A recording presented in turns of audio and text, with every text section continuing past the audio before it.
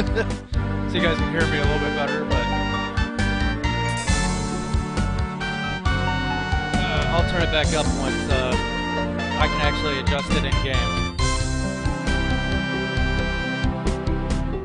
Alright, so here we are, Quest for Glory 4. Please insert your saved character disc from any of the first 3 Quest for Glory games into the disc drive, so that your hero can make the journey to Quest for Glory, Shadows of Darkness. Fully voiced! Yes! Oh crap, which one was it? This one maybe? Your character has been successfully imported. Welcome to Shadows of Darkness. Imported as a paladin. No, this is not it. I can tell immediately. Please it. Yeah. You? Your character.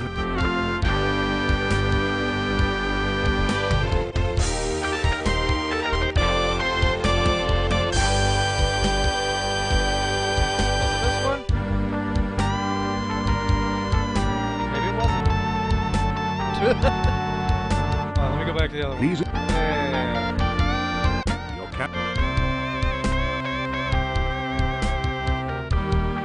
Climbing. I don't know how I would have gotten climbing up to 300.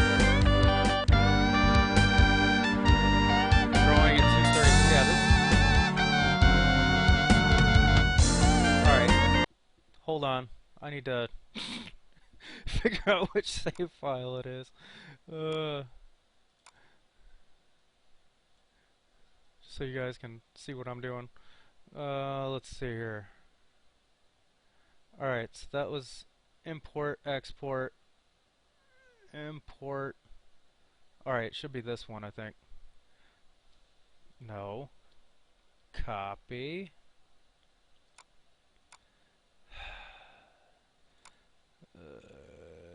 Is it there or is it here? I think it's here. Just to be sure, we'll put it in both. Just because I had to copy things friggin' everywhere to try and get stuff working and... Oh crap, where... There you are.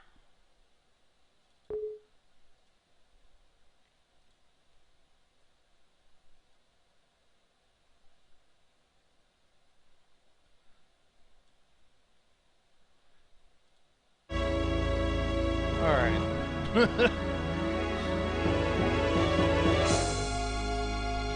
Figures I forget to move the import file. So let's try this again. I've just been so bad with starting all of these games. Every single one, there's always been something.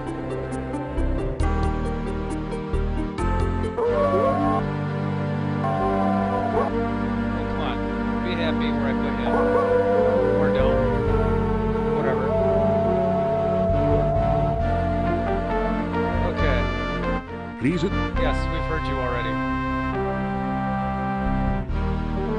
Your character has been successfully imported. Welcome to Shadows of Darkness. Paladin.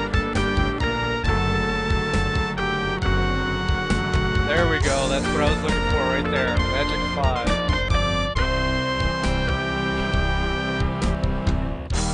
Alright, we have 100 points. Huh, I could do that. Not that it's worth it.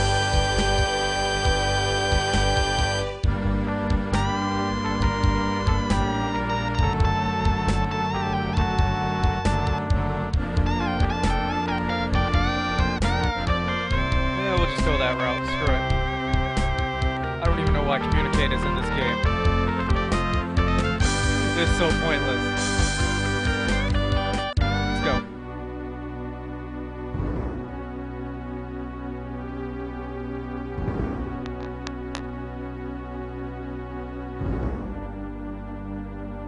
You awaken from nightmares of flying and falling. You find yourself in this strange place, The only illumination, an eerie green glow. You've lost your weapons and the contents of your backpack somewhere during the journey. All you have are the clothes and armor on your back. This leaves you with 4 burning questions. Where are you? How did you get here? Who brought you here? And how in blazes can you get out of here? No, make that 5 burning questions. What city did your luggage end up in this time? Alright, now before we do anything, I'm gonna do that for this game just because, you know, I can mute the volume a little bit so I can, at least for me, I'll turn it back up for you guys. There we go. Alright. So this is the first game, or one of the first games anyway, that Sierra fully voiced. This is about the same time as Gabriel Knight, which if you've ever played that game, the first Gabriel Knight anyway, that was also one of the first titles that they ever fully voiced. So, video games had kind of a bad rap when it came to putting voices in things. You can look to the Wing Commander series for options and proof there. Not to blame Mark Hamill, he did a good enough job for what he had to work with, but yeah. You search the desiccated body. The only still usable item is a dagger which you pick up. However, lying around the bones are some coins. 5 golden coins. Each have a crown stamped onto them. And 13 small copper coins, each stamped 1 kopeck. Alright, so as people talk, you'll hear strange, like, artifact sounds and, like, crackling and things, like it's low quality. That's actually high quality for back then. I mean, this is still early 90s at this point. And you'll actually hear a lot of voices in this game that you still hear today. Like, one of the female characters is the voice of, I believe, my bounty hunter in my Star Wars The Old Republic playthrough. I want to say that she plays the bounty hunter. Yeah, I think she's the bounty hunter. Could be the trooper. I don't really remember at this point. Haven't played that game in a long time. Alright, let's keep moving along here. A brief search reveals a piece of hard grey rock which you take, and some coins, 3 crowns and 13 kopecks.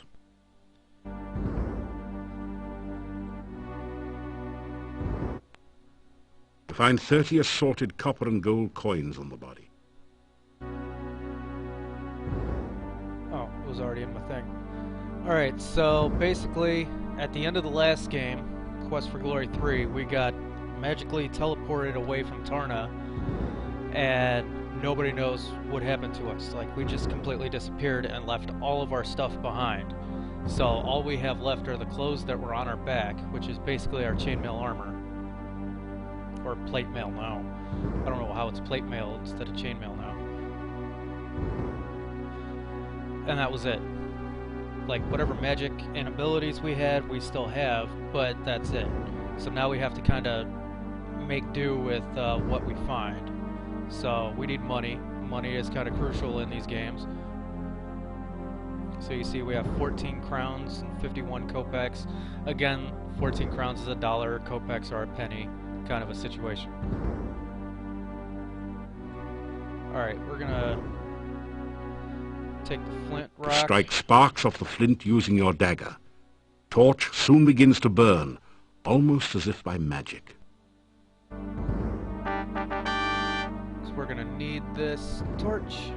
You take the torch. And one of the things you'll also notice is, as I move the cursor around the screen here, they actually move, which is also one of the first kind of times you see this in a Sierra game.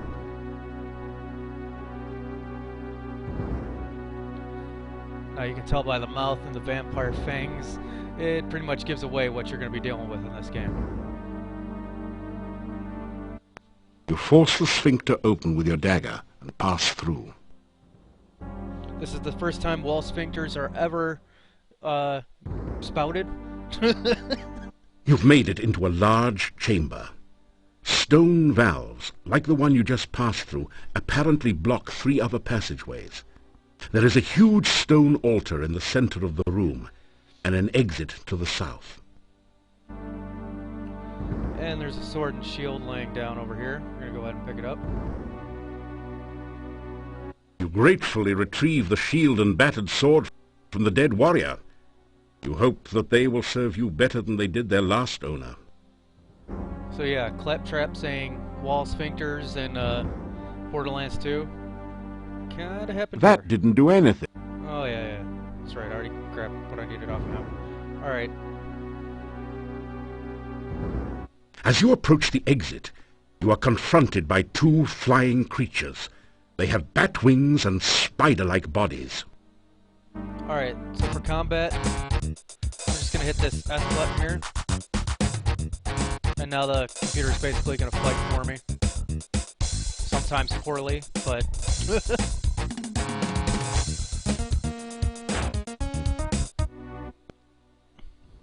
In a bitter battle, you were better than the badders. You kicked some butt, too.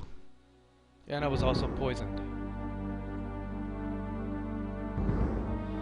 But yeah, the combat in this game is not exactly Something thrilling. deadly lies in wait nearby.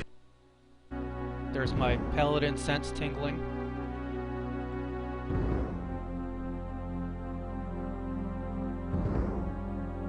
You cautiously test the rope before crossing. It feels as though it's firmly anchored on both ends of the chasm.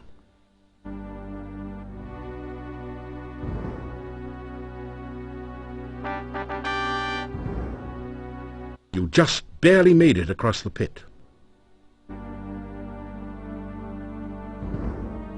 You can see the entrance to a large cave at the bottom of the pit.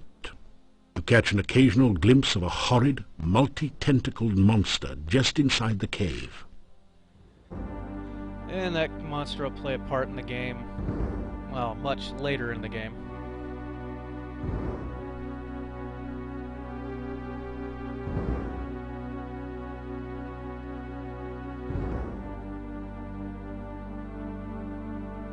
You slip through the mouth of the cave, just in time to avoid being crushed by its closing jaws.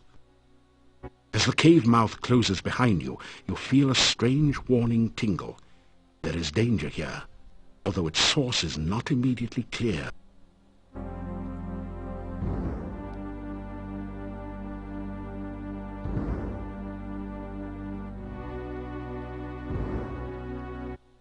You are alive!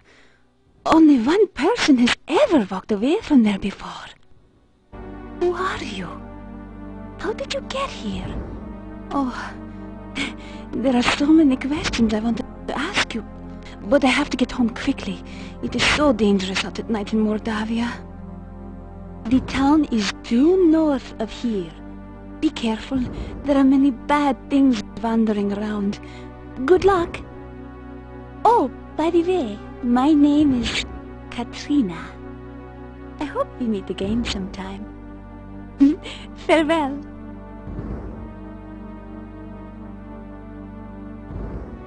And she's the one I was talking about.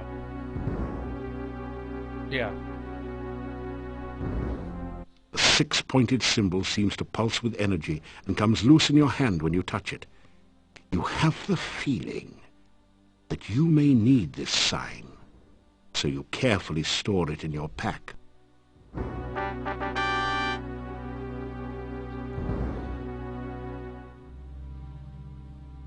Yeah, she had that career as a The path is voice actor. dripping with slimy goo. You're having a hard time maintaining your footing on it. Damn it, Saul, you had to interrupt me. Yeah, she's had a career in voice acting for quite some time.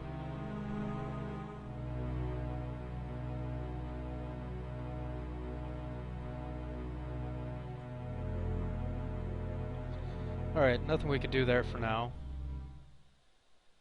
Your danger sense tingles. You sense deadly danger from the swamp. It might have something to do with the grasping, disembodied arms. Alright, so the glowing The lights... heavy odor of decay overwhelms your senses and makes you feel slightly nauseated as you survey this gloomy swamp. Anyway, these little glowing light things... You see a floating, coruscating ball of light. Oh, it's not going to tell you. They're will-o-wisps. Which is the souls of dead children.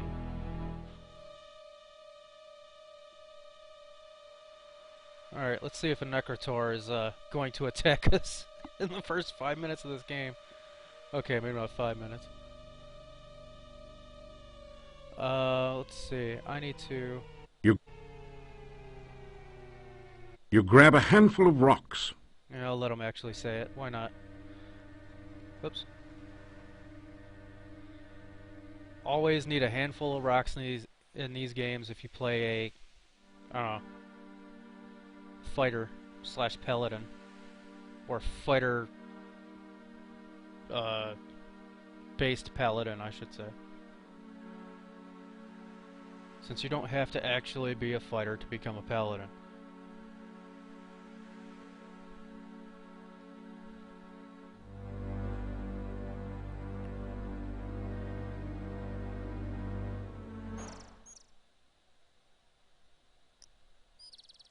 Of course, it's the legitimate way, but... Oh no, screen locking, you son of a... This is gonna be fun.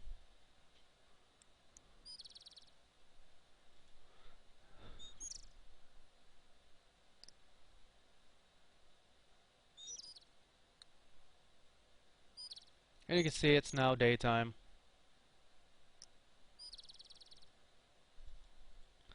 Come over here to the stump. You find 5 crowns that someone hid in the hollow stump. They're covered with mold and dirt, and have obviously been long since forgotten. And we're going to grab some corn.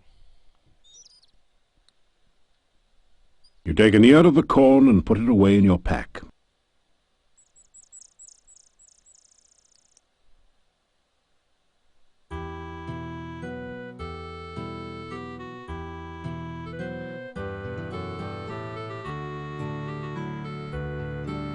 You pick some flowers and put them away.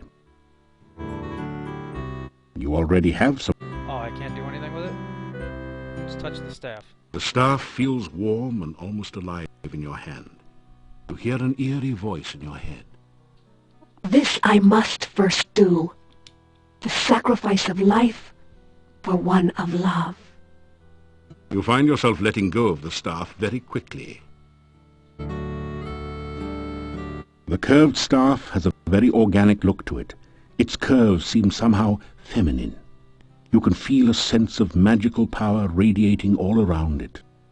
The staff actually used to belong to someone who is kind of very involved in the Quest for Glory history. As we will find out. You! How did you get here? Why are you here? Few strangers come to Mordavia. I am the Burgermeister. It is my job to know everyone and everything that goes on here. And let's greet him. The Burgermeister stares at you suspiciously. You tell the Burgermeister about how you came here. Do you expect me to believe such a story? That you could walk out of that cave alive? That the cave would be open? Tell me no more lies. Alright, let's go inside his office. No point in continuing the conversation in the street. Are you just sightseeing or casing my place? Maybe both. So, what are you up to today? Never have I heard such wild stories before. I am supposed to believe that a prince of Shapir stands before me? You do not look like anything other than a teller of tales to me. I am the Prince of Shapir.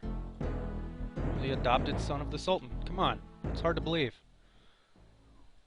To be honest, I do not trust you. What you say of yourself is unbelievable, and what you do around here seems likely to get you in trouble. If the path was clear, I would ask you to leave Mordavia. As things are, I will be watching you closely. The Old Adventurers Guild is at the north end of town. It has been abandoned for many years, since we have not had many adventurers who could cross the swamp. Seeing as you are supposed to be an adventurer, here, have a key to the guild door. Perhaps you can find something of use there. To the northwest of town is Castle Borgov. It used to be owned by the Borgov boyars of Mordavia, but the last Borgov died years back, and no one came to take his place. Some strangers moved in some years back, but they have had nothing to do with the town, and we have had nothing to do with them. The old road from town used to meet with the road from the castle and head south to the pass. The heavy rains not only created the swamp, but caused so much plant growth you can't see the road anymore. The swamp is a dangerous and foul place. They say that all who ever were buried beneath the earth there now reach up to drag the living to their deaths. I have seen for myself that this is true. Stay far from the swamp if you value your safety. There are other things in Mordavia to see and do, but I am not a tour guide here. Go off and see for yourself, but be careful. The gates of the town are locked at night, so be sure to return before it gets dark. It's dangerous to be out after sunset. Everyone in Mordavia minds his own business and does not go looking for trouble. You obviously do not fit in well here. Nope, not at all. See you later, buddy. Stay out of trouble and other people's business, and you and I will get along with one another. Otherwise, you will get me angry. I'm sure you don't want to make me angry, do you?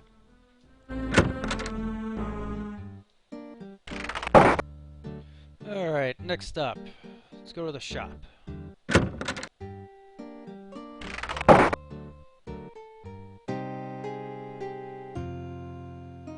This general store is cheery and well lit, thanks to the warm hearth. The first things that you notice are the cats. They seem to be everywhere. Then you see the shopkeeper, sitting on her rocking chair as she knits. She's a very, well, sturdy-looking woman. So, you're the stranger in town. I've heard all about you already. I'm sure you have. Olga here is the town gossip. Anything you want to know about somebody, kind of a backstory on characters, or, you know, what is currently afflicting their situation, she's going to kind of be the one to fill you in if you've never played this game before. Now, if you've played this game before, you don't necessarily have to talk to her, but she's a good source of intel. If not, kind of pointed in a certain direction on many things. Yeah, polite, aren't you? And manners are as manners do, as my husband used to say. We'll see. You can call me Olga. Mrs. Stovich is too formal after all. We don't welcome strangers here. They bring nothing but trouble. All the same, it's good to see a new face again. So yeah, they're very untrusting of outsiders. You see, she already has rumors right there. Let's see what she has for sale. Let me see, what could you use? Well, besides my regular items like brooms and pens, I really don't have anything else for adventurers like yourself. Now, I do have some lovely sandwiches you can use for rations. And garlic, of course you'll need garlic. I've also got some oil you can use to keep the weapons and armor from rusting. And if you like sweets, I've got some yummy homemade candy. Although the garlic-flavored ones have all been purchased by now. I'll have to make some more. Oh, and a shopping bag to carry things in. I have a couple of those left. And now you can go through and ask her about stuff. I'm not going to go through every line of dialogue. If you guys want to go through every line, you know, I'm sure there's either someone who's played it or you can play it yourself. There are plenty of places where you can buy or, well, air quotes, buy this game. Since I can't say what the air quotes buying is. But, yeah, plenty available. Alright, so she has garlic, candy, oil flask. Really, oil you only need... Well, actually, no. This is kind of the first game where you do need it, even if you aren't a thief. Pie pan we're gonna need. The broom we're gonna need. The shopping bag is for the thief. We need candy. We're gonna need a couple of things of garlic. I think it's 3. And now we just need rations. It's not really a whole lot that you need money for in this game. And rations you don't really need too many of if you stay on at the inn as much as you can and eat your meals there as much as possible. Alright, good enough. Let's ask her about rumors. What would you like to know about? Yeah, Bella's a good woman. She's the one who really runs the inn. Her husband just gives orders. Someday she'll give Yuri a piece of her mind, and good for her. The things she puts up with. Bella, she was a pretty woman not long ago. Was not called Bella for nothing. Losing her only child really aged her. What a tragedy. Alright, so now we know that the innkeepers, the husband and wife, have lost their daughter. We don't know what happened to the daughter, but again, she's a good source for filling you in on backstory and kind of what you need to be looking for. The castle north of town was abandoned for many years.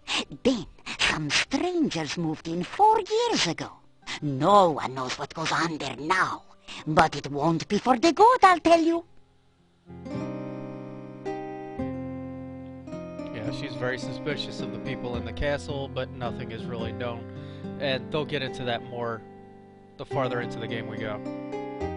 Werewolves are gypsies, no question about it. They change into wolves at night, eating anyone they can get. Nothing can kill a werewolf but silver or magic. So you be careful out in the woods at night, you hear me? The gypsy camp is not at all that far from here. Alright, so now we know that outside the camp, or the town, is located a camp of gypsies who may or may not be werewolves. That is a bad place, and you'd better have nothing to do with it. It is dangerous and should have been torn down long ago.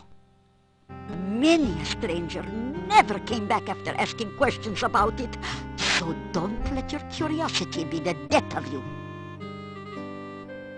And apparently the monastery can kill us. Alright, that's enough of that. Let's get out of here. Goodbye, or as my dear departed Boris used to say, may the winds blow fair at your back.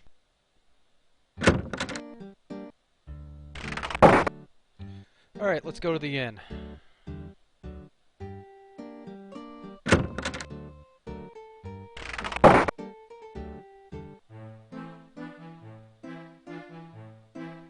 You've entered a small but nicely furnished country inn. Stairs lead up to the guest bedrooms. The floor is covered with sawdust and peanut shells. The barrel contains the few shells that manage to land in it. The innkeeper stares at you with an expression of fear and astonishment. It is several seconds before he speaks. This is the Hotel Mordavia.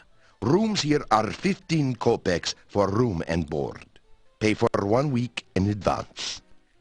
Your room will be the first room at the top of the stairs.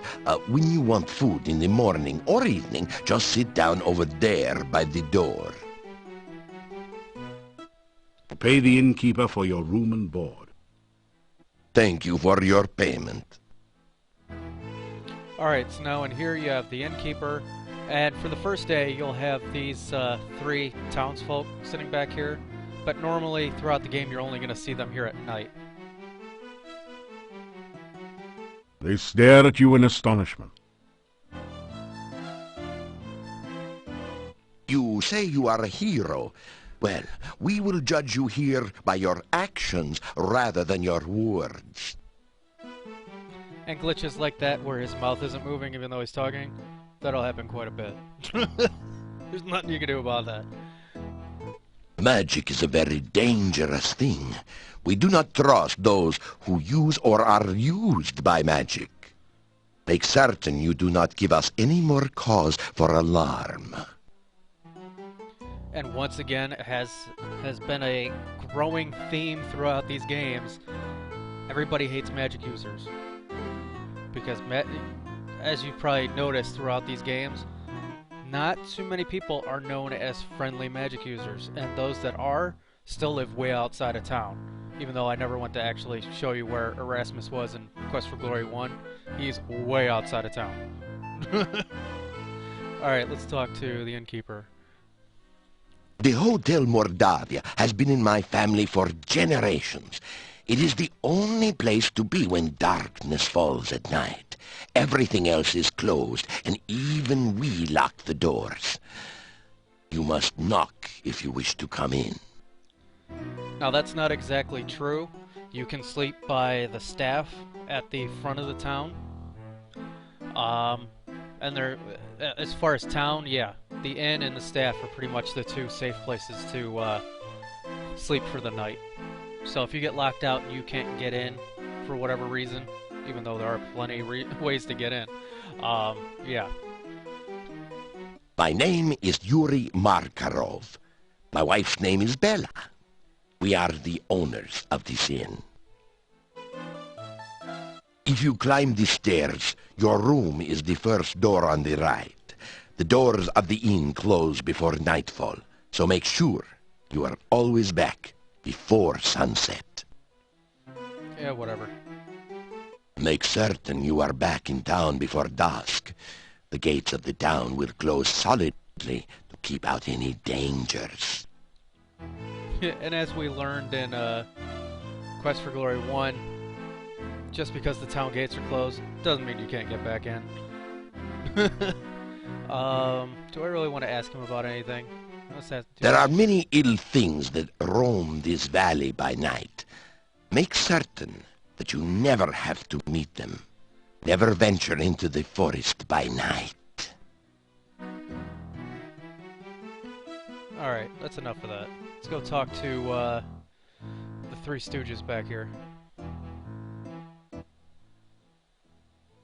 I am Hans. Pleasure's all yours. I'm a farmer of pumpkins and corn and a person of great importance here in lovely Mordavia. Listen, I'm telling you, Igor's death must be avenged. Pleased to meet you. I'm Ivan, an elephant herder. Unfortunately, there are no more elephants in Mordavia, so business has kind of fallen off a tad. Yeah, that second one, that's not the audio that's supposed to play there, but it's been bugged. It's always been bugged, and I've never seen a fix for it, so... yeah. Alright, anyway.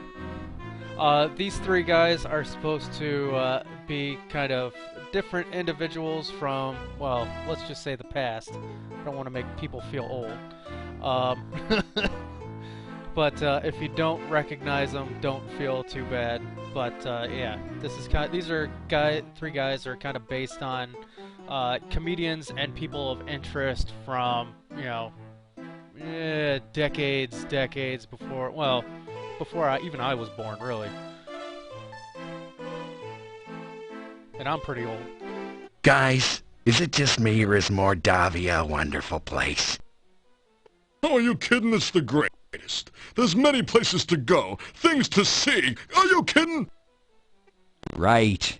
Let's not forget that scenic cemetery to the east of town.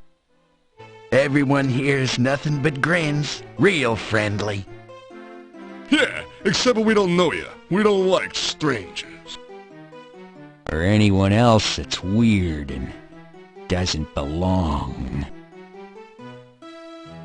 Alright, there you go. Number 2 is supposed to be Rodney Dangerfield.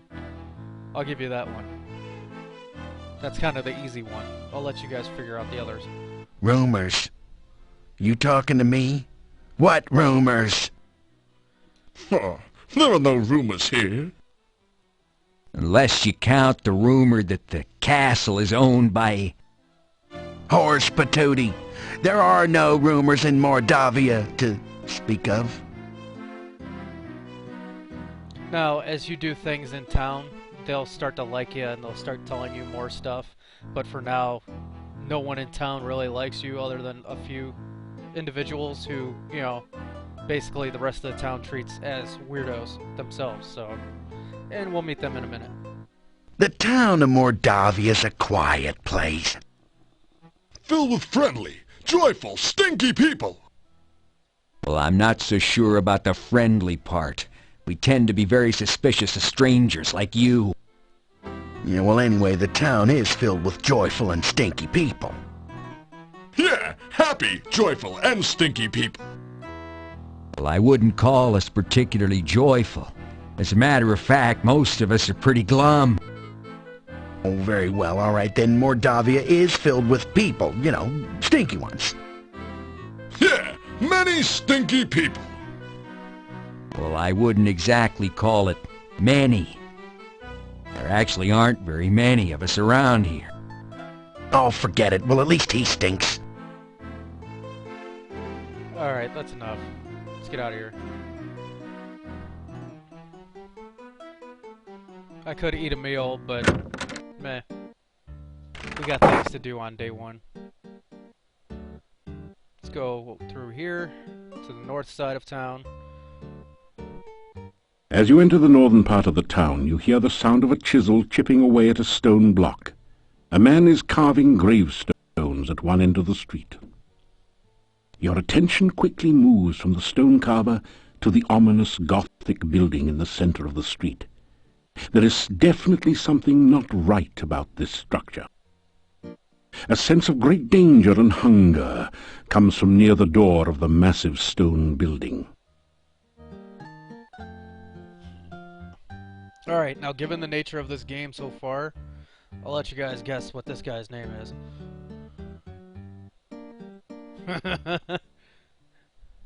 Ready? You got it? I'm not even going to look at chat. I'm not going to tell you if you're right or wrong, so just put it in. Igor! Just Igor! Was that obvious? Building was Adventurers Guild. No adventurers, no guild. Town Mordavia. This north part of town. Oh, this day job. Also work graveyard shift. Little graveyard humor there. Igor dig graves in cemetery. Igor put dead person in grave. Igor cover dead person with dirt. Igor put headstone on grave. Oh, plenty job security around here. Business is piling up. Little graveyard humor there. Again. Yes, he's very into his graveyard humor. Oh, Igor not hear rumors. Igor not no stranger in town. Igor not no doctor make strange things in lab. Igor not no funny man in inn not funny. Igor not know many things. Igor not hear many things.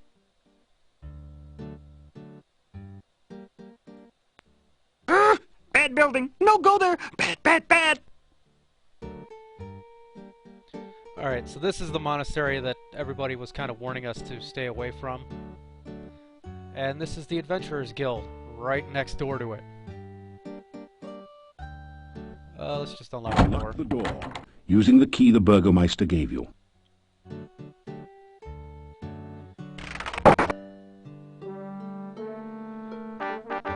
Alright, so there are some things you can do here. This desk holds the adventurer's log. Oh, that's right. I forgot. You just click the hand on it to read it. You read in the adventurer's log about some of the exploits of past adventurers in Moldavia. Prominent among them is the story of Piotr and the Dark One's cult. Near the end of the book, Piotr tells how he led the armies against the Chernovi cult outside the Dark One's cave. The fighters were trained soldiers, but the cult members fought like madmen. Suddenly the cult members changed their forms and became grotesque monsters. Many of the soldiers panicked and ran. The battle was nearly lost. Then Piotr heard the voice of Irana. "By all my will, I banish you to..." The voice was cut off. The cult members screamed and ran. Piotr entered the cave and searched for some sign of life. All he could find were the grotesque remains of cult members. The only sign of Irana was her magical staff lying on the ground. Piotr picked it up and left the cave, knowing that Irana was beyond his help. Piotr then tells how he brought the staff back to town and placed it in the town square. A garden of flowers instantly sprang up around it. Near the end of the book, Piotr tells that he was going to seek out the rituals of the Dark One and destroy them. There are no later entries. Alright, so now we know that the staff at the center of town belonged to Irana, who, as we know, has kind of had a somewhat prominent role in the history of where we've been in some places. Mostly Quest for Glory 1, where she had, you know, her garden, and she had also, even though I don't think we had actually discovered that in our chattings, but Irana, I think it's Erasmus who tells us this, but the entire town, except for the alley where the beggar is completely covered by a peace ward thing that she put up, so that no one in town could do anything aggressive. But if you go into the back of the alley where the beggar is, you get attacked and killed. Or if you go into the Thieves Guild, that's, you know, not exactly covered either, because that's underground. You sign your name into the adventurer's logbook with a flourish. It's almost become a habit by now. Alright, over here you have all these books. Which book do you want to read? As you scan through Hero, the Journal of General Job Adjusting, you find quite a bit of information that might be useful here. There are a series of articles about the land of Moldavia. The town originally grew up around Castle Borgov. The Borgovs were the boyars, or local noblemen, assigned the role of guarding the area from invaders. The chapter on fauna describes a number of interesting creatures. The Necrotor is a vicious carnivore with big, sharp teeth. Some of the other monsters sound even more horrific. In the forest lives the Lishi, a creature known for playing practical jokes on travelers and playing riddle games, but which can also be helpful to those it likes. You learn about the Rosalka, the spirit of a murdered unmarried woman. Such spirits are said to inhabit lakes and rivers. They try to avenge themselves by drowning any man foolish enough to approach them. You could really learn a lot by reading this magazine thoroughly, instead of just browsing through it. Isn't it nice that we included a complete copy in your game box? Yeah, if you actually bought the physical manifestation of the game, yeah, there was actual, like, some of these books were actually in here to tell you how to play the game, give you ideas about things. But it's also in here just so, you know, if you didn't have them for whatever reason, you could still learn stuff from them. The book turns out to be an advertising brochure. It says, "I, Dr. Cranium, predict that someday one of my descendants will become the subject of a major computer game. The Castle of Dr. Brain from Sierra Online." Jeez, how cheesy can you get? Yep, Sierra was kind of famous for doing, like, plugs for kind of their minor games in their major games, and that's just kind of one of them. The book is all about using spells in unusual and creative ways, such as calming of fire, using alternate flame and frost spells to make something brittle and break, and so on. You pick up a number of useful tips which will improve your spellcasting. That immediately raises your magic ability. This book teaches the ancient Oriental art of talk fool. How to overcome opponents by attacking them with the unpronounceable names of martial arts forms and confusing them with fortune cookie wisdom. You get lost somewhere between karate and kuksul. And last but not least, this book teaches you how to use the stair-stepper to build strong leg muscles and talks about the importance of whole body development. It says to build up your strength gradually by adding weights to the baskets. okay, now the Thieves Guild is also in here. Oh, and by the way, moose. As always, there is a moose in this game. There's a grapple hook over here. You pick up the rope and grapnel set and tie it onto your pack. And since our sword sucks, you break open the front of the case. Avoiding the broken glass, you pull out the sword. It looks like a fine quality weapon. to get into the Thieves Guild, basically you have to climb this by taking the grappling hook.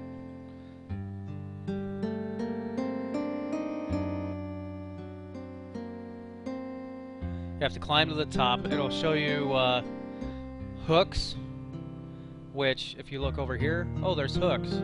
Then you arrange them in a certain way, and then up here where there's a picture frame with no picture, opens up a way, and then you climb the bookcase and get in there. And I won't tell you what goes on after that because, well, you'd have to see it to believe it. And here's our strength exercise. Your legs are too stiff and sore to use this right now. Alright, now to continue this, we have to rest. After some rest, you feel better. I'll let that play out once. But we're gonna do that quite a bit. Alright, let me rest one more time.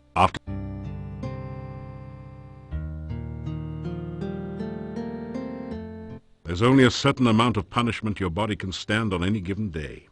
Enough pain, enough gain for now. Try again tomorrow. Alright, once you get to that message, then you've worked out enough for the day.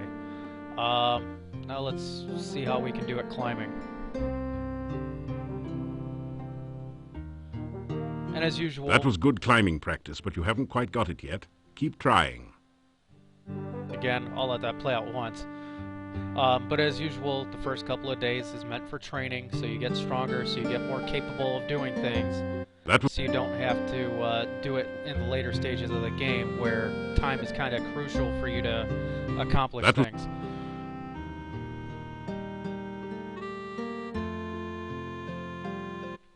Now, if I could skip over this, I would, but, you know, I can't. Now, if you don't have the climbing skill, when you first import or start a new game in Quest for Glory 4, there's actually a book in the bookshelf to teach you climbing. Since if you remember at the beginning of Quest for Glory 1, I actually took climbing.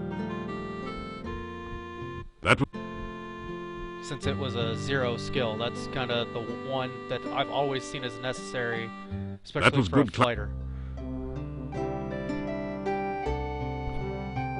Even though you don't really have to do it. You can break down doors and, you know, stuff, but if you want to get back into town and you're not back in time, then you basically have to go to Arana's Peace. Or Rana's Garden, or whatever it's called. You are so... Yes, I know I'm tired. Alright, that's good enough for today. Again, you don't necessarily have to do everything today, but yeah, my climbing skill is horrible. But strength, yep, up really quick. 20 points I think came from the book, and then 10 came from the actually exercising. Magic, we got 25 from just reading that book. But yeah, a lot of the books will actually kind of skill you up a little bit. Kind of in an Elder Scrolls way.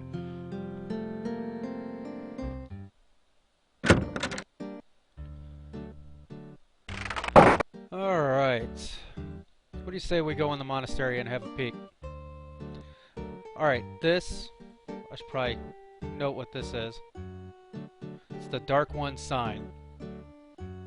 Of course, it doesn't actually voice this stuff, but it's very much needed in the course of this game.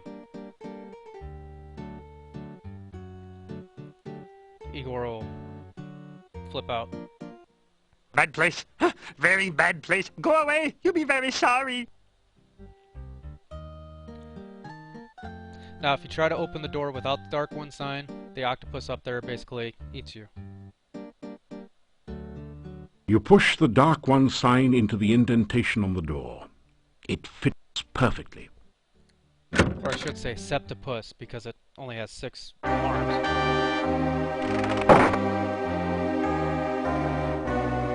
Now, if you play a thief in these games, there's a reoccurring thing about a black falcon statue. In this game, it's right up here, which basically you climb up, climb across, and then grab.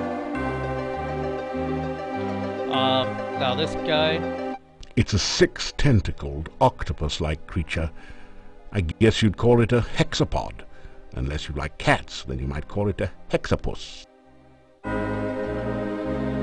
This guy will, again, eat you, but there is no way for you to use a Dark One sign here. So we actually take a piece of garlic and Hector the hexapod happily gorges itself on the garlic.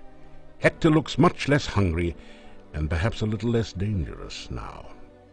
You can also cast a fireball at him and just kill him. Of course, we don't have fireballs or any magic really, other than being able to heal ourselves right now.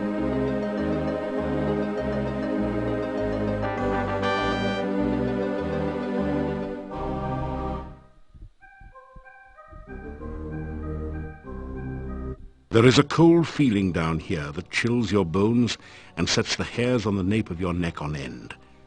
There is a musty odor of mold and mildew mingling with the sickeningly sweet smell of decaying flesh. Welcome to your nightmare. This is a dangerous place. You probably knew that. Handle with care. An incredible sensation of evil emanates from over by the book. That seems like an excellent thing to avoid. Yes, the book will eat you. Many things will eat you here. Now this, right here, you want to take note of. It actually starts with the A and goes around, so it's Ovuzel. Kind of need to know that. Let's come over here. You force the drawer open with your incredible strength. Opening the desk set off a trap. A billowing cloud of poisonous gas surrounds you for a moment before dissipating. You're having trouble breathing.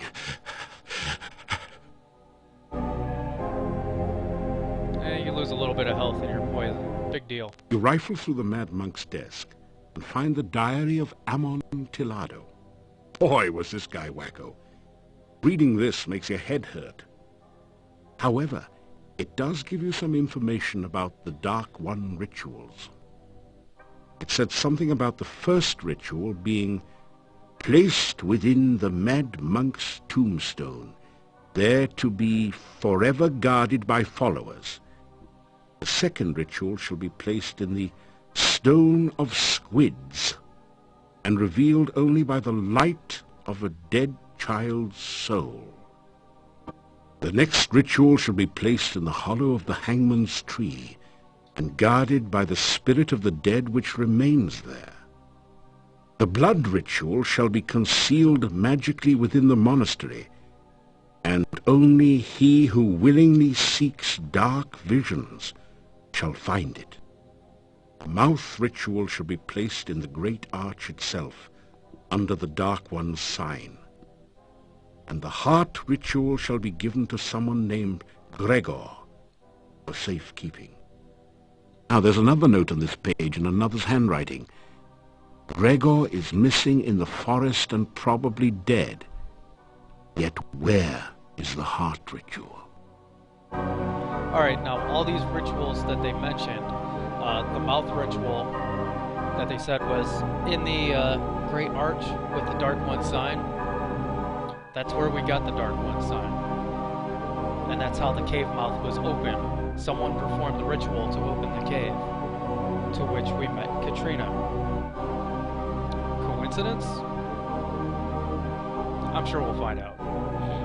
Let's drink.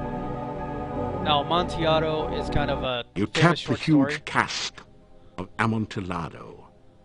This is the strongest stuff you've ever tasted, assuming that you're not an aficionado of dragon's breath. Bottoms up.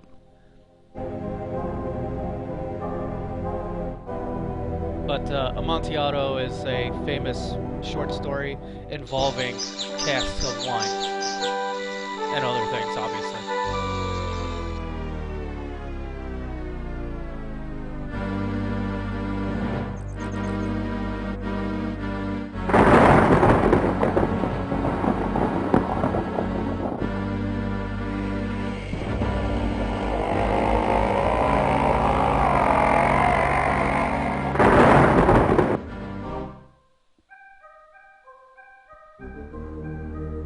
Man, have you got a headache? Fortunately, the Dark One rising seems to have been just a vision, not the reality. Yet. A scroll has formed from the cask's wine droplets.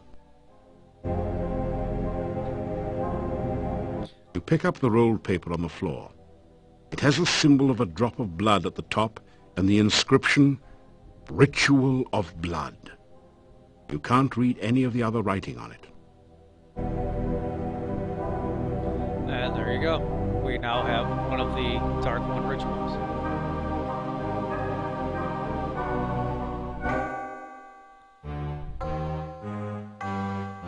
Alright, we don't need to do anything else here for now, so let's get out of here.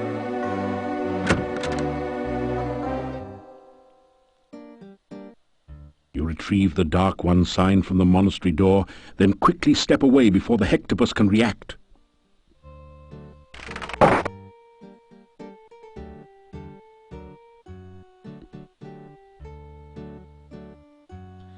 Alright, now we got an old man out here. You greet the old man. Good day. Have you seen my honor?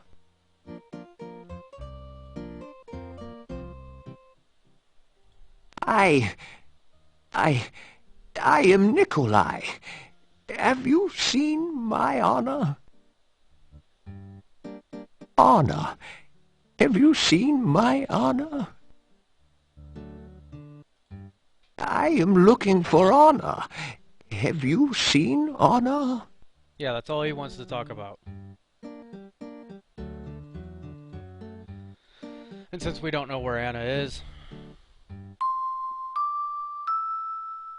this is a little mini game. The higher the skill bar is, the longer this goes on. One of the reasons I shortened that bar real quick.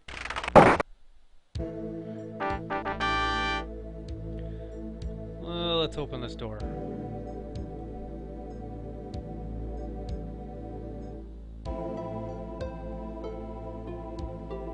Oh no, you've been Antwerped. Fortunately, these are just baby Antwerps, so the attack wasn't fatal. Of course, Antwerp's the big blue bouncing thing in Quest for Glory 1, who was guarding the door that we needed to sneak through.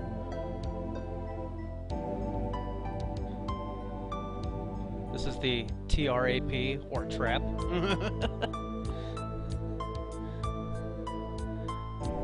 Alright, so we want to identify an animal? Yes. It's bigger than a bread box? No. Smaller than an ant? No.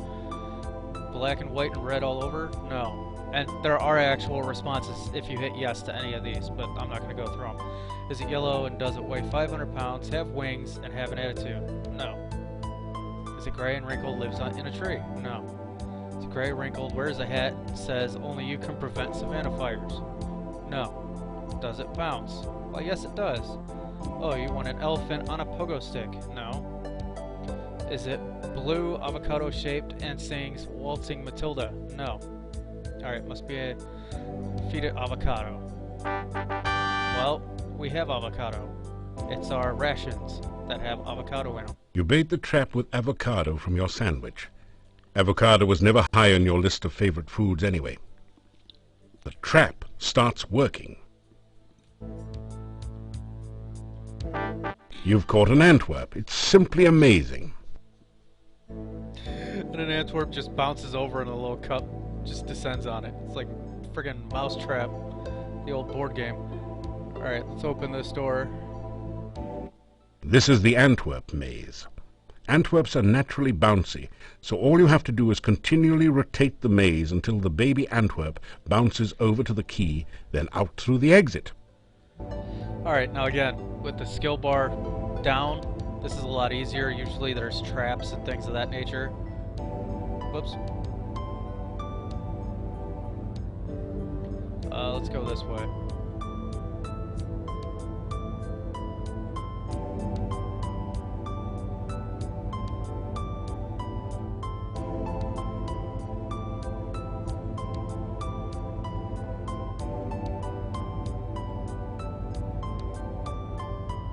Now we have the key, now we just have to lead him to the exit.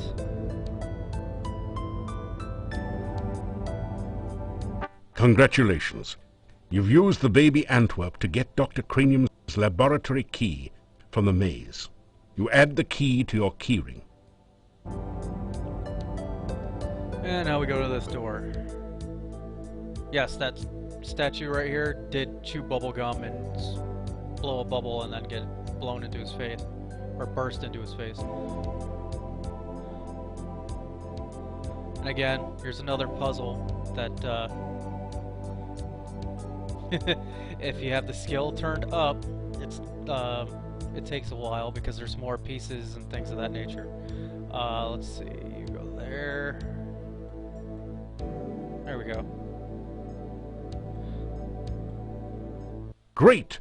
You've managed to find Dr. Cranium's keyhole and open the door. You pass through into Dr. Cranium's private laboratory.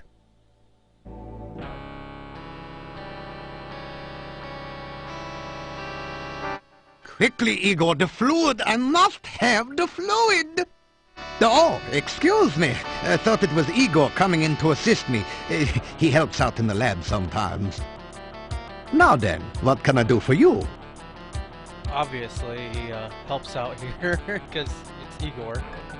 You say hello to the scientist. Welcome to my laboratory. You must have more than the usual intelligence and perseverance to have made it in here. You introduce yourself to Dr. Cranium and tell him a little about your adventures. I should be most interested to hear about your travels and your scientific discoveries along the way.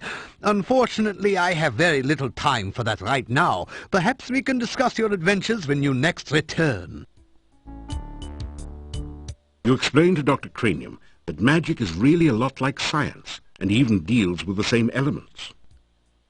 Oh, nonsense! There's no such thing as magic. There is only science. What you call magic is simply scientific phenomena that have not yet been properly investigated and catalogued. Alright, I'm gonna need something before this goes on. Where's... Here it is. Alright, get out of here. Alright, so for this game, there is a a piracy thing to keep you from pirating things, but yeah, of course you can find the codes somewhere online to get through everything. And this is everything that it could possibly be when I go through talking with him to get past all that. Of course, everything that he offers with the skill level low. Thanks, phone. You don't really need.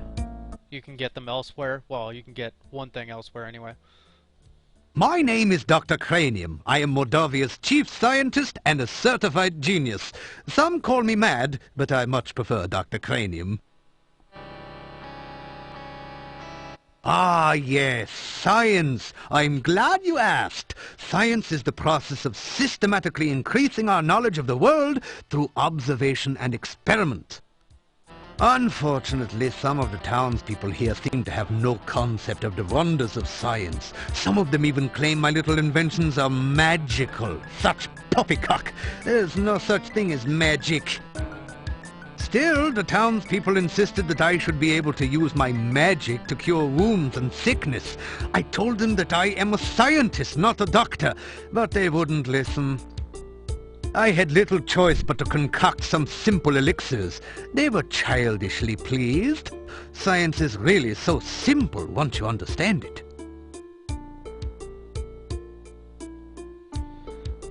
Alright, here's what you actually need them for. Well, not this one anyway. If you want to improve your stamina, then you should make sure you eat a healthy diet from all the different food groups and get plenty of aerobic exercise. That is science. Yeah, no more stam potions in this game. Of course, they come back in 5, but for some reason, yeah, there's really no way to get your stamina back. Just about.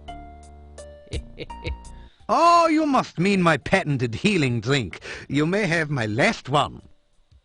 Unfortunately, I have forgotten the formula for its main ingredient. If you can help me remember it, I will be able to make some more healing drinks, although the work is very time-consuming.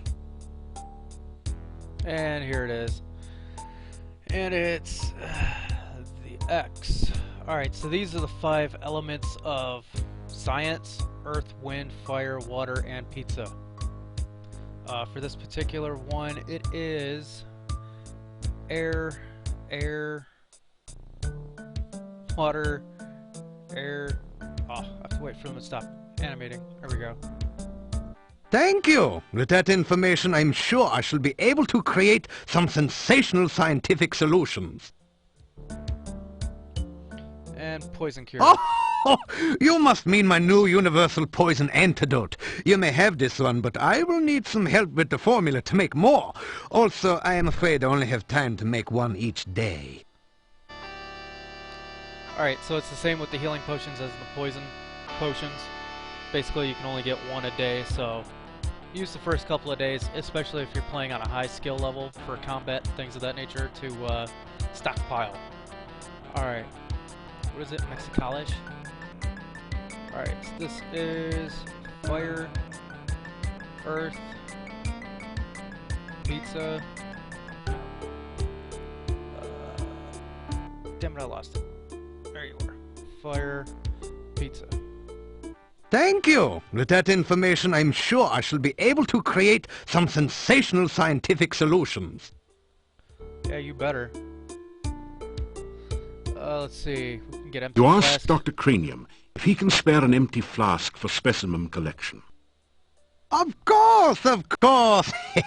I am always delighted to assist scientific research of any kind, and I have plenty of flasks. You may have this one. Let me get another one off. You ask Dr. Cranium. Of course. Should I get one more? Why not? You ask. Yeah, he gives them to you for free, so take as many as you want. Experiments are the meat and drink of science. First, you must come up with a hypothesis based on your understanding of the scientific elements. Then perform an experiment to test the hypothesis. Afterwards, you have a pizza. Earth is for solidity and stability. Air gives freedom and movement. Fire provides power and energy. Water, fluidity, and life. Pizza, of course, is the most important element of all. Pizza represents the essence of well-roundedness and regaining strength. Most importantly, you can have it delivered in under half an hour in most areas. Yeah, this is back when you had the 30 minutes or less guarantees, so that's where that came from. Don't so much have that anymore. A hypothesis is a scientific guess. One predicts the result of an operation, performs an experiment to test the prediction, then has a pizza to celebrate the result. It is very important to stay flexible, however. Sometimes the experiment may give a different result than predicted by the hypothesis. Since real scientists don't like to make mistakes, we always write the hypothesis in pencil. Pizza is a crucial ingredient in many scientific formulae. There is a nearly infinite variation in its effects, depending on whether one starts with pepperoni, mushrooms, artichokes, or plain cheese. One should always order extra pizza in case the experiment requires additional materials. Besides, science is hungry work. I just like the way he says that. See, talk about magic. There is, of course, no such thing as magic. There is only science. Still, you would be amazed at how gullible some people are. Just the other day, someone gave me this scroll saying it was a magical spell. Can you believe that? It is purest poppycock. Nothing on here makes any sense whatsoever. Here, you may have this as a reminder that magic is a figment of fevered imagination. Only science is real. Obviously, Dr. Cranium needs to take a correspondence course from the famous wizard school. As you read the scroll, you find that you have learned the incantations and gestures with which to cast a glide spell. Then the scroll vanishes. There, you see, it was not even a very good piece of parchment. Fell right apart. Igor is the gravedigger and tombstone carver. Business has been slow lately, perhaps because there are very few people left in town. So Igor sometimes comes in to help me with my work. Igor has had less work of late. The forest is just as dangerous, but there aren't very many people left in town who are stupid enough to go out there at night, you know. I like to think of it as a sort of evolution in action. Igor is carving out quite a niche for himself in the gravestone business. You might say he is well on his way to becoming a rock star. Then again, you might not. A little graveyard humor there. The cemetery is outside of town to the east. It has proven a fruitful source of materials for my experiments. There are also some interesting and cryptic puzzles to be solved there. Notice the way he says cryptic? Yeah, that's supposed to be a hint. Essential etheric fluid is an important ingredient in my formula for reanimating dead bodies. It contains the essence of the element of water, the most important ingredient in life science. Mad? Mad? They all call me mad, but what do they know of madness? I am not mad. A bit perturbed about the world situation and how I get so little respect, perhaps, but certainly not mad. And that's just for comedic value. Really nothing else going on. Alright, let's get out of here. Please don't fail, please don't fail. Come back and visit again. Oh, and if you see Igor, please tell him I still need the fluid. Alright, for some reason that is like the only glitch that I've found still here. And there is an autosave, by the way. Let's just do day one.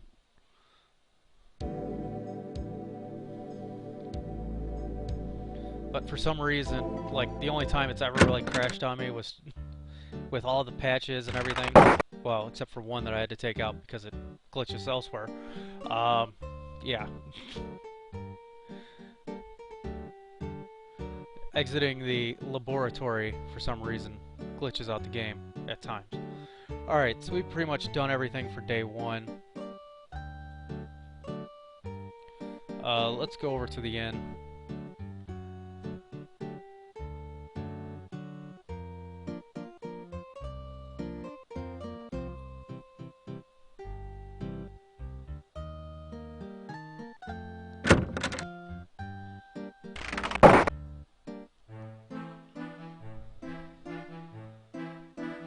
And we'll have a seat in this chair, i.e. the chair that is never occupied. Get a by fine anyone. meal of roast duckling a la garlic. Bella never stays out here, at least for now.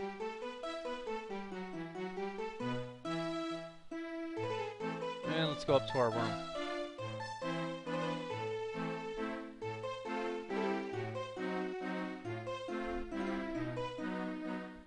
You unlock the door to your room and go in.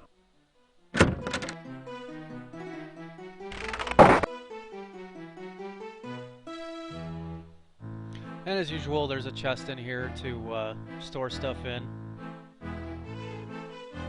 You don't need that much garlic. Besides, it lends a certain air to the room, don't you think?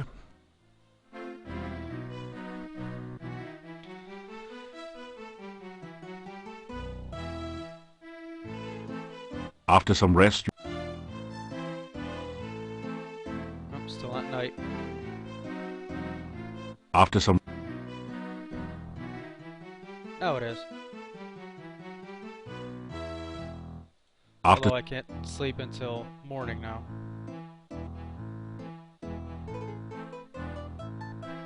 Oh, come after on. some Don't make me leave the room. There it is.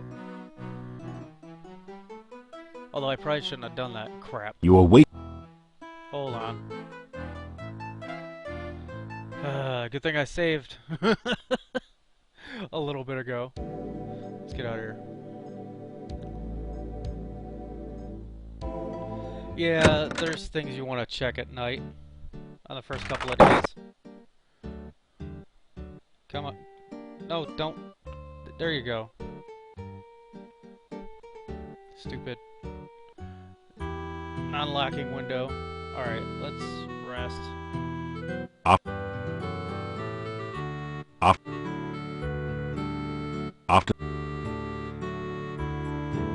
After Of course, I don't think the I can massive gate get to out. this town, Can I climb over? you try to climb over the gate, but you try to Crap, I don't have the climbing skill. Okay. Plan C.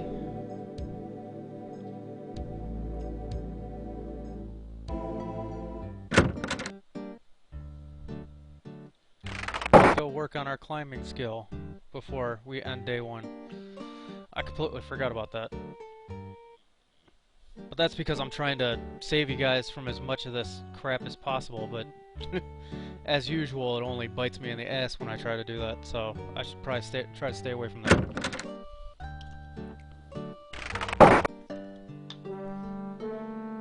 Okay, back in here. Line you up.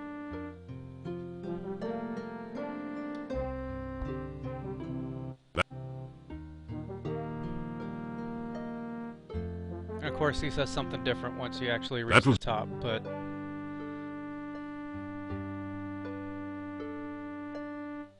that was alright. Now we'll rest. off.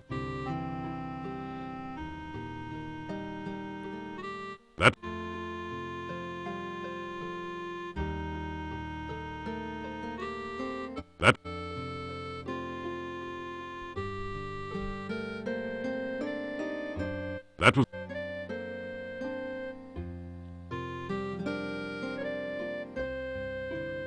that was good.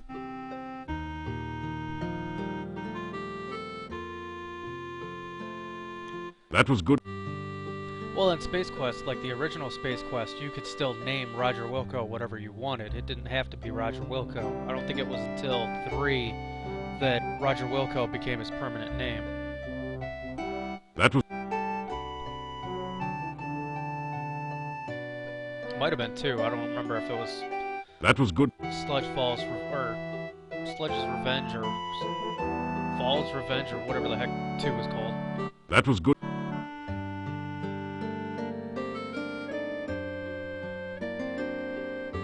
That was good.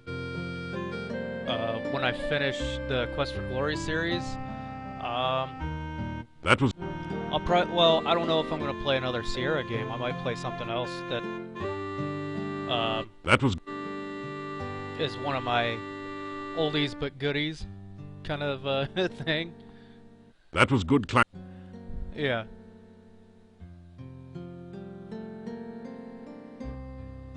That was good climb.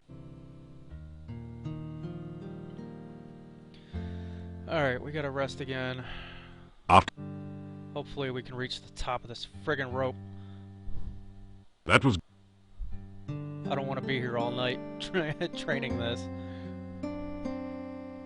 That was.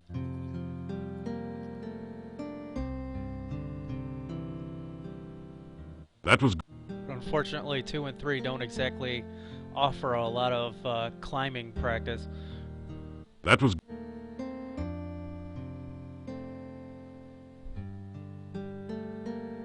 That was good.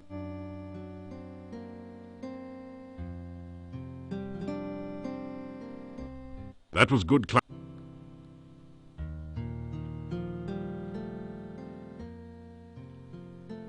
There we go. Well, that was fun. Now you feel like climbing something even higher, like Mount Tana. Yes, vindication.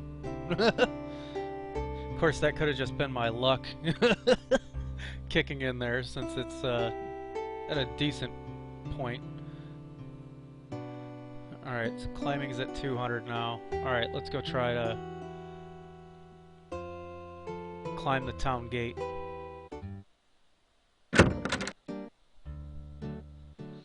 And you can see what the town looks like at night.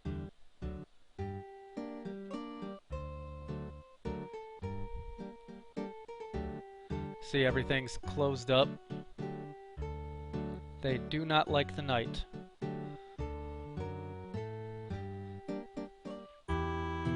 A shiver of cold comes over you. You sense no danger, but even so, you find yourself afraid. Oh, that's right, I rested here. That's why that didn't show up last time. I am what once was the Paladin Piotr. The sorrows of this land are my sorrows, and I cannot rest. Thou art a paladin, and so shall share my fate. Unless ye ease the sorrows of this land and heal the pain. Now, of course, you only see him if you're a paladin. Any other class that you play through this, he won't appear. The massive gate to this town. Yeah, we've heard that already. Climb over. Yes, I made it. Unfortunately, there's nothing out here for me. Climb back over. You are so exhausted. Yes, I know, I'm tired. You deftly slip over the gate and into town.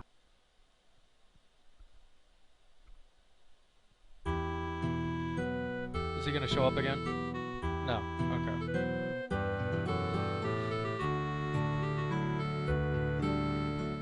Alright, Piotr, of course, was the guy in the logbook that we read about, who led the armies against the Dark Ones, or the Dark One cult members, and brought the Staff of Irana back, and that's why he appears at the Staff of Irana, is because, well, he's dead. You hear movement on the other side of the door. After a few minutes, you hear someone removing the bar and unlocking the bolts on the other side of the door. And if they're awake, this is how you get into the inn at night. If they're not awake... The inhabitants of the inn eye you suspiciously. You get the feeling that you're not particularly welcome here. It's because I'm not particularly welcome here. Alright, let's sit down and eat.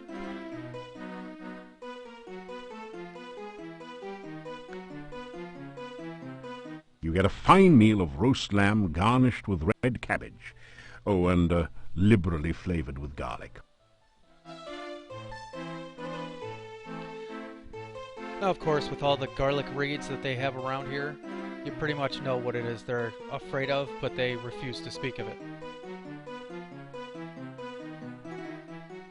And let's just say, the game's version of vampires don't glitter in sunlight. You know, we don't get many strangers here, now that the pass outside's been cut off. He's right. We don't trust ones who come here by unknown means. Yeah, particularly strangers we don't know. We tend to be kinda suspicious of strangers, and I think I'm looking at one right now. Yeah, that's why we made the sign that says strangers are unwelcome and unwanted. Right. And in our own subtle way, we try to get across the fact that we don't like 'em very much.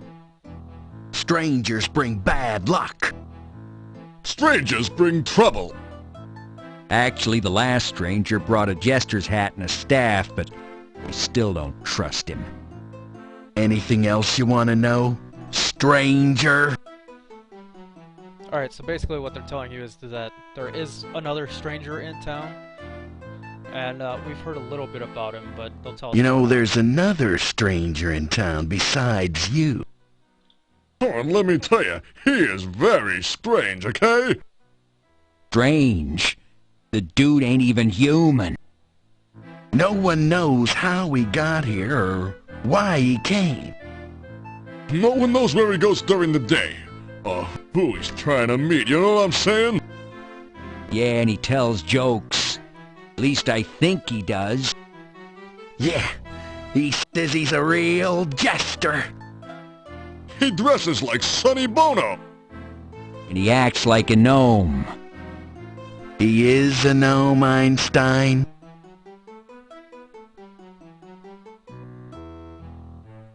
The town of Mordavia is a very safe place to be, gotta tell you. Oh yeah, you got nothing to fear within the walls of the town. Other than the old monastery.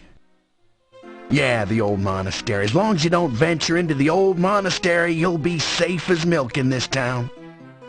Yeah, as long as you don't even think of getting near the old monastery, you're gonna be okay. Did I, mention the monastery door? Oh, yeah, right. The monastery door. Look, as long as you don't go near the monastery door. In fact, nowhere near the monastery. Don't even think about it. You'll be perfectly safe in the town of Mordavia. Of course, we've already entered the monastery, and we will again. Hey, look. There's nothing wrong with us. Yeah, we're okay. We've been tested. Well, to tell you the truth, I do feel a cold sore coming on. Hey, Mordavian nights are dangerous. Oh, he's right, you know. Nobody goes out at night, except my girlfriend, but she's working. Her and a few ghosts, and revenants, a wraith, and vampire or two. Hold it, put it in park. There are no vampires in Mordavia. Vampires in Moldavia. Who ever heard of such nonsense? I hate to burst your bubble, but my Uncle Fred was bitten by a vampire once. Your Uncle Fred's alive and well and retired till Silmaria. Hello? Yeah, I know him. He sends you a postcard every harvest time saying, "Where's my $20?"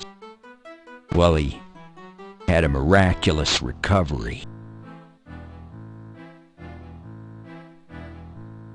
Yeah, notice they're afraid of vampires, but they won't admit to vampires actually being anywhere near the area. And they'll tell us more about that later. You unlock the door to your room and go in.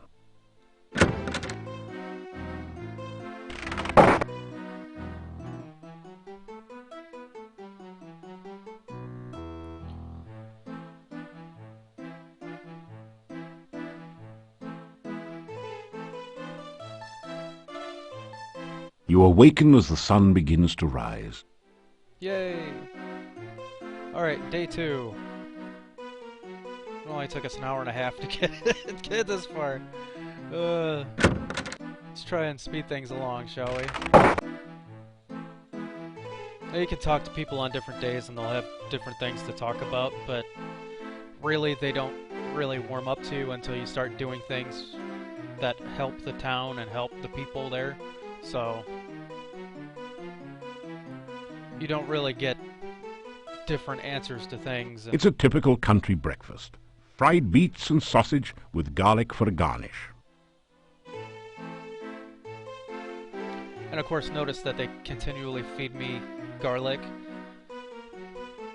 It's because they're afraid that I could be, either when I first got here or now, it's like, or much later, turn into a vampire.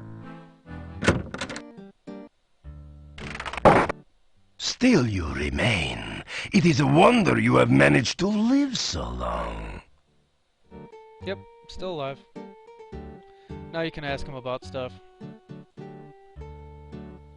What is it you want? Again, he doesn't warm up to us until later. To tell the Burgermeister about your adventures in Shapir. So, you are the son of a sultan. Your stories are better than 1001 Nights. Yeah, because our story was basically the Aladdin story without us, you know, being the Disney version. Alright, let's see. What is he going to tell us about?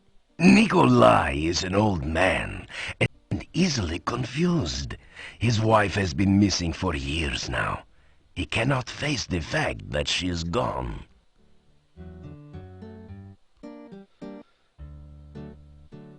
It used to be that the only monsters around here were the occasional wyverns.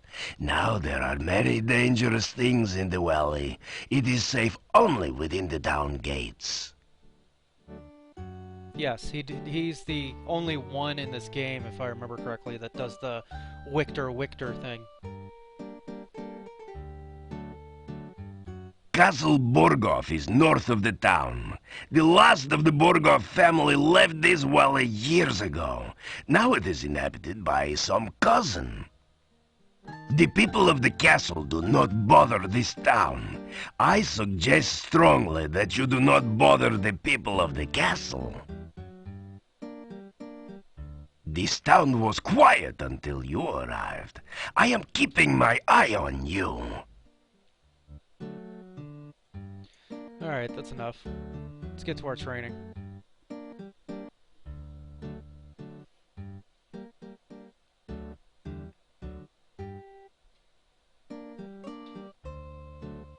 Now, of course, this isn't the only way there is to train. You can go out and fight stuff and all that, but it's just the way that I do things. The headstone carver stares at you and then goes back to work. You tell Igor about your adventures since your last visit. Igor listens while he works, but doesn't comment. Because I really haven't done anything other than going into the monastery, and he knows about that. He saw me do it. Igor, very happy. Little graveyard humor there. Yeah, that one's not very good. Oh, Igor not hear rumors. Igor not know Olga's husband run off years back. Nobody tell rumors to Igor. Yeah, Olga, the shopkeeper, her husband, she tells everyone that her husband is dead. He's not dead. We'll meet him later. Nothing good.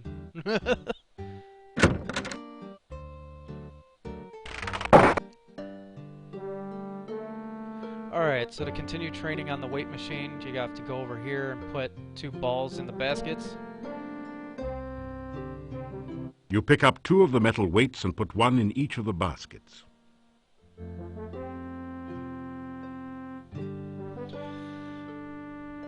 And more strength training. Your legs are too stiff and sore to use this right now.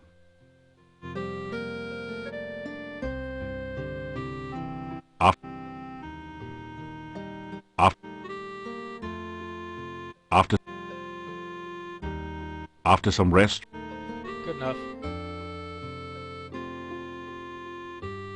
there's only a certain amount of punishment your body can stand on any given day. Enough pain, enough gain for now. Try again tomorrow. Alright, now, since my climbing is only at 200, I'm going to go ahead and use the rest of my stam bar just to get it a little higher. Well, and then after that, I'll rest and go do stuff.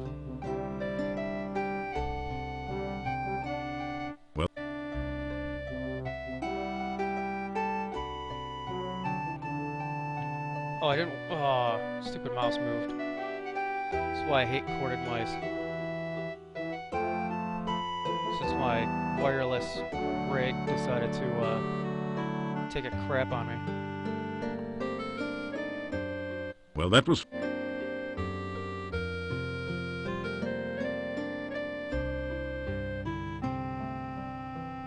Not that I really Well, care.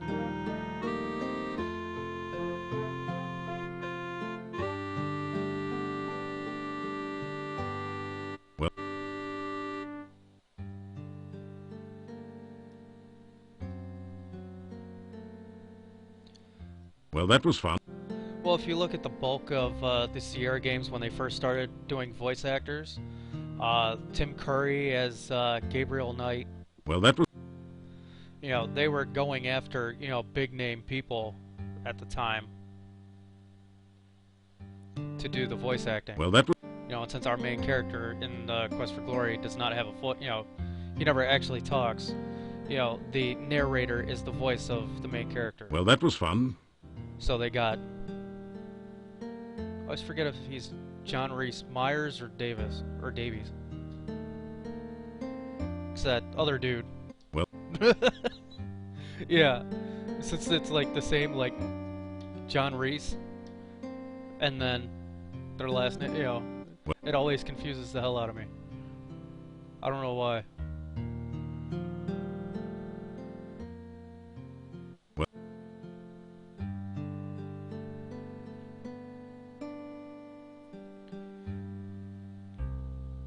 Well, that...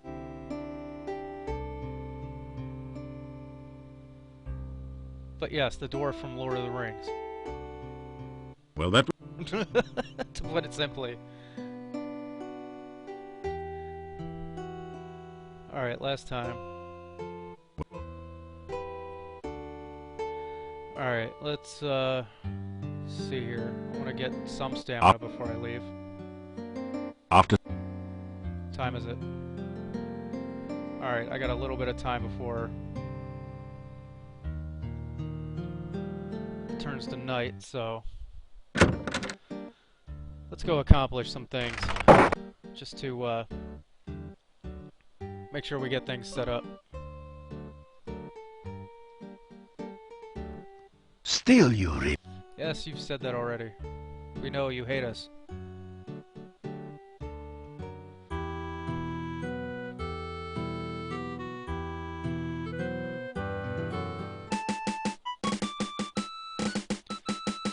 There's the Quest for Glory music.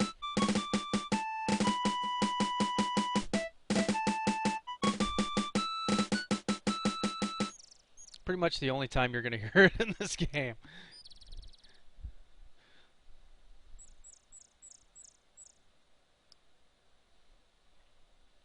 Let's go see if we can find the the Monty Python bunny. That's always a fun thing for people to see.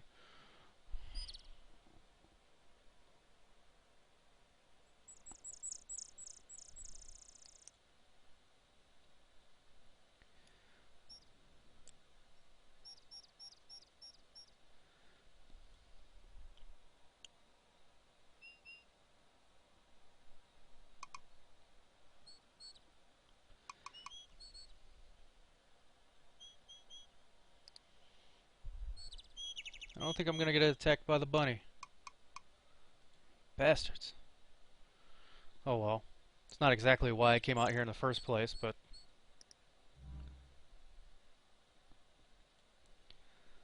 Dr. Cranium?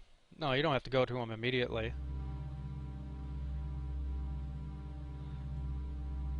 Alright, so let's see. We want rocks.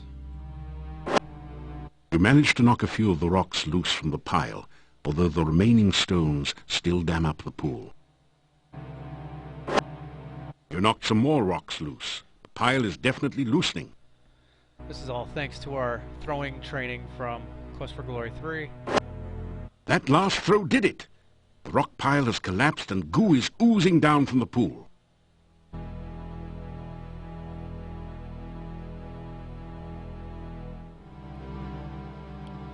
And now we get the bush.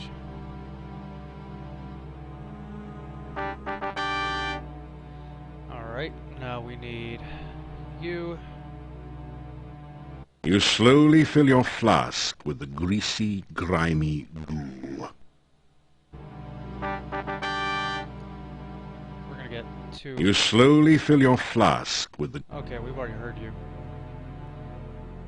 Now, this is the squid stone that they were referring to when we went to talk to them about the ritual, or, well, no, the notes about the rituals. Now you can push this down and climb this because you can't go back up this way because it's all greasy and gooey and you just slide back down. So you just climb up this to go back to the cave if you ever actually need to go there, which we do not for the time being.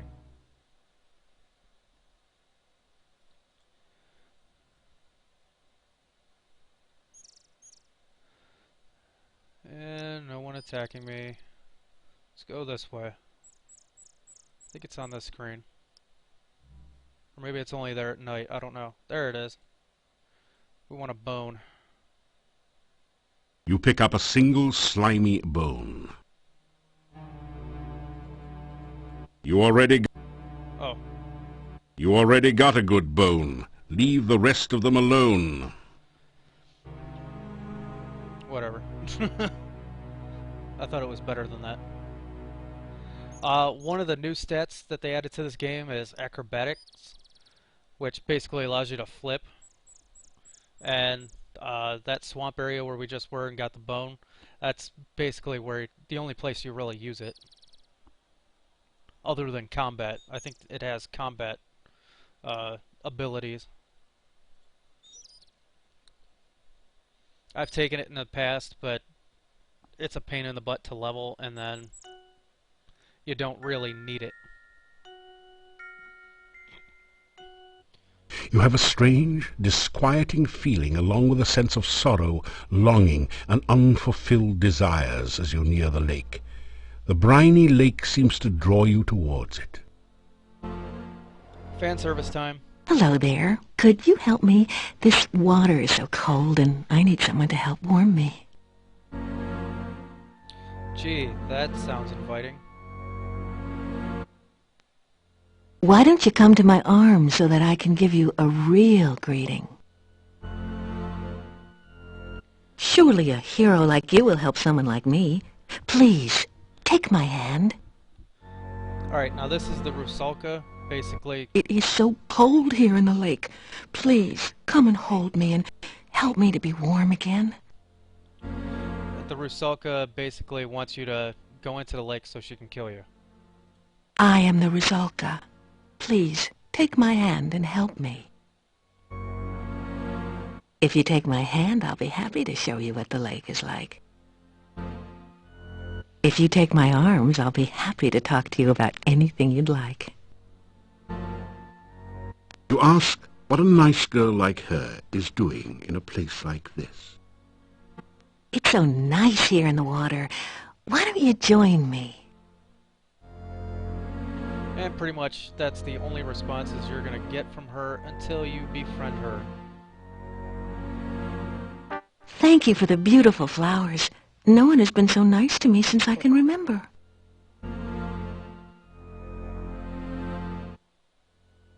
Now you can talk to her. It is lonely being a Rusalka. Anytime anyone nice comes along, I pull him into the lake and drown him. Once he's drowned, he's not much company, I'm afraid. I've been a Rusalka for so long, I've forgotten. This lake is surrounded on 3 sides by steep mountains. To the southwest it merges with a swamp. The lake is not a safe place for you to swim. Many unpleasant things lurk in the deep water. The swamp is definitely a creepy place. Dead things lie under the water and try to drag the living underneath. Kinda sounds like my job description, doesn't it? Well, the things in the swamp are a whole lot nastier than I am, so be careful out there. I stay far away from them. They crawled into the lake from the swamp one day. Ugh, they remind me of worms and give me the creeps. I don't know much about the forest. I can't leave my lake, so I don't get around there much. You ask what a nice girl like her is doing in a place like this. I don't really know. I've been here for such a long time now. I mean, it's not like I can go anywhere. I can't leave the lake. It's my job to drown anyone who comes to the lake. That's what being a Rizalka is all about. I think I remember the town. I must have lived there once. Other than the fact it's somewhere to the northeast, I guess I can't tell you much about it.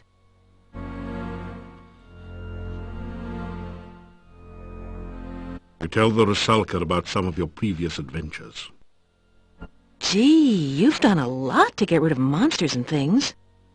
You don't think I'm some kind of monster, do you? I mean, just because I'm undead and drown people, you don't think I'm bad? Please, come visit me again sometime. It's nice to have a friend to talk to. Alright. That's about all we can do with her for now. We have to wait a while before we can do anything further for her.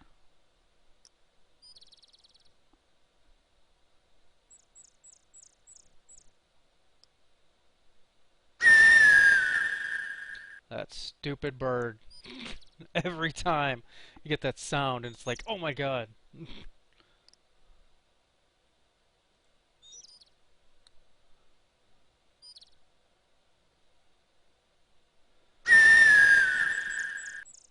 God, I hate that bird. Alright, what else can I do before I have to get back to town? You know, would be cool to fight something, but it doesn't look like anything wants to battle with me. Let's see, I think that's the cemetery.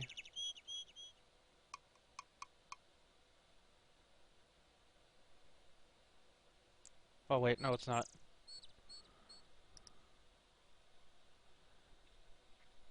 That's the cemetery.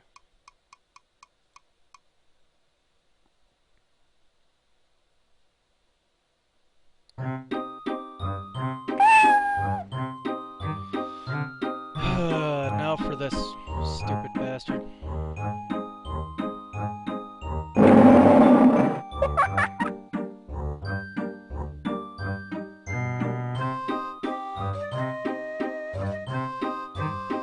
Tell him his name. That's the Lishi. You tell the creature it's called the Lishi. Ah, that's the price of too much fame. Now you've gone and guessed my name.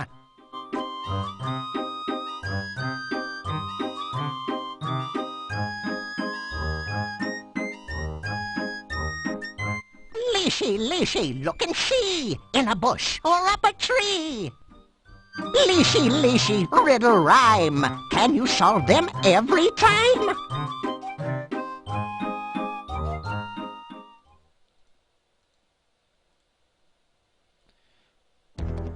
Oh, here we go. Who's fighting me? Oh, it's a wyvern.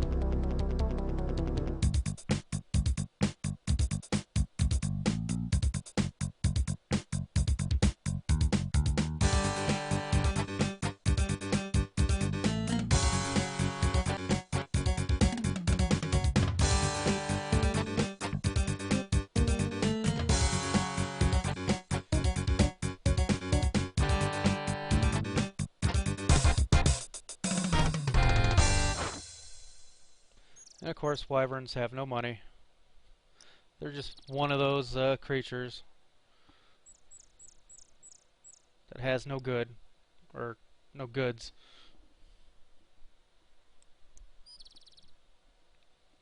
And of course, that burned all my stamina. Bastard. Okay. Go this way.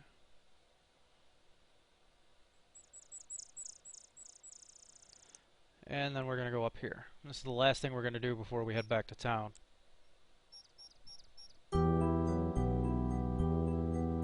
You have come to a beautiful garden deep within the forest. A stream flows gently in a loop around the central island. Feelings of peace and harmony permeate the area. Now this should look familiar. It basically is a recreation of Aranda's Peace in Quest for Glory 1. Remember that bush we picked up earlier? Go ahead and just plant it over here.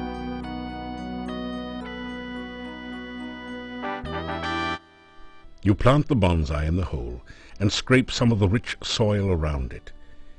In moments, the bush begins to grow and blossom before your eyes.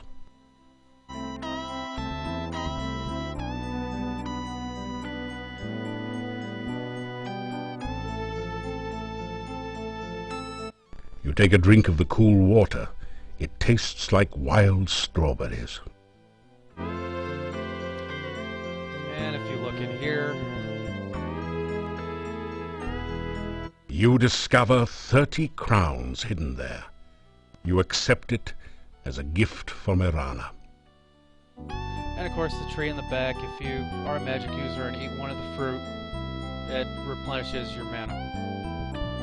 Alright. After We're gonna rest a little bit, because... well, After stamina is a good thing.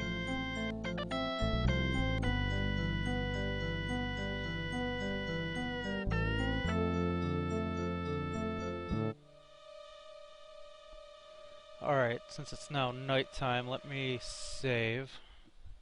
Just because, well...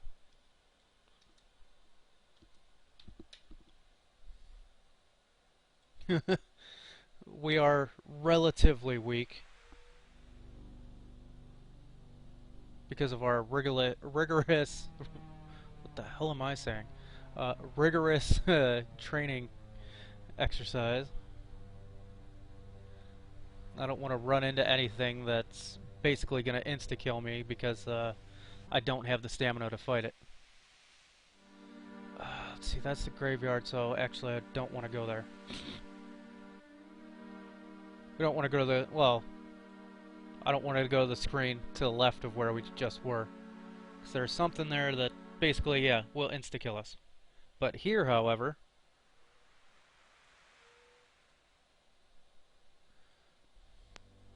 Hello?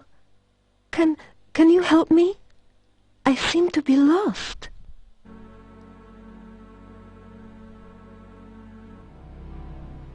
you tell her you will help her. Thank you. I'm just trying to find my way home. Can you show me the way to town? Sure I can. Let's go this way. Oh, no more ghost. There you are. What happened to you? I thought you were going to show me the way to town.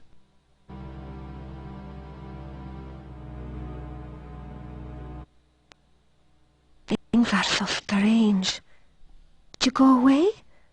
Why are you greeting me again? Why are you saying that? Why are you trying to hurt me? I'm lost and... I don't understand what's going on. And you can try talking to her. Please don't talk so. It's bad luck to speak of the dead. The ghostly apparition vanishes. Yeah, we'll just go back over here. Still not under attack, that's good. Oh, but now I am? What is it? Oh, crap. Please don't be what I think you are. It is what I think you are. Screw it. Let's go. What you got, homie? I don't know how I just cast any spell, but I did.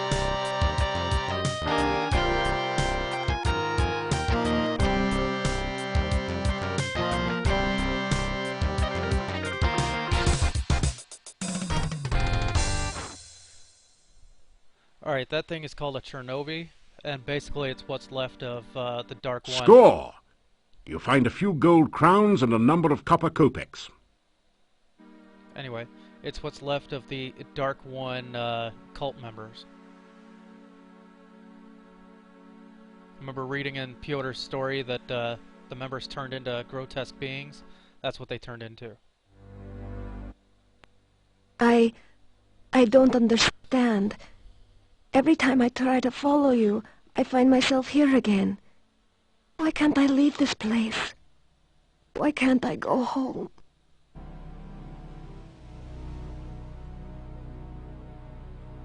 No, no, it can't be, no! The ghostly apparition vanishes.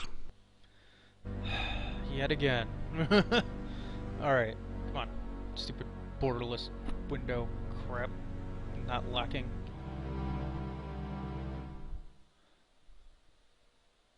I remember now. I was walking home. Something started to chase me. I tried to run. Something knocked me over and everything went black. I'm dead, aren't I? I really can't go home again. I'm just a ghost.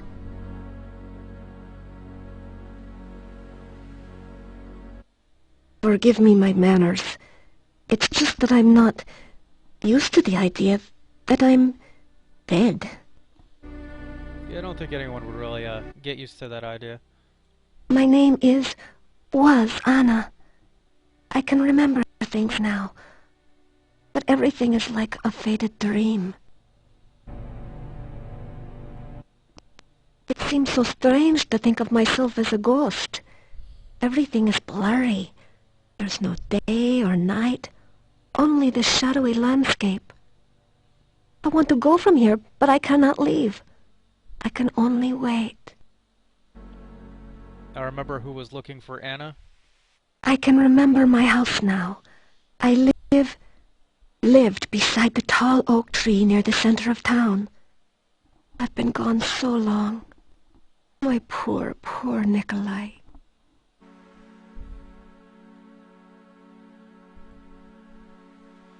Goodbye and farewell. The ghostly apparition vanishes. Okay.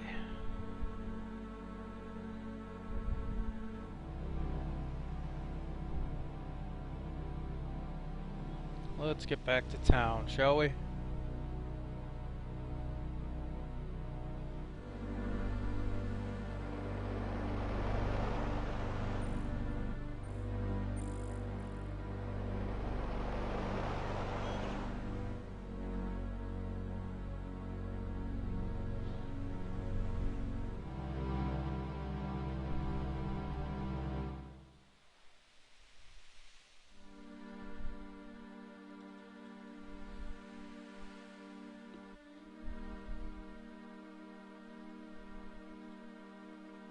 You deftly slip over the gate and into town.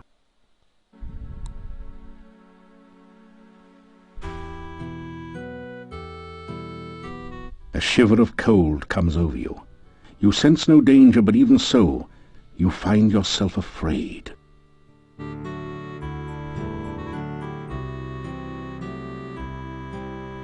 There is one for whom I weep. She lies in her watery grave, her heart broken by a lover untrue. Speak with the gypsies on how to free her spirit. Free the Rusalka and heal her sorrow.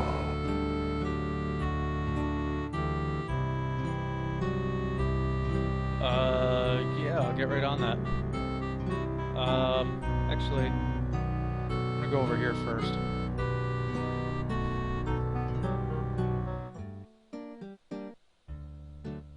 No, he's asleep. You can't tell him right now.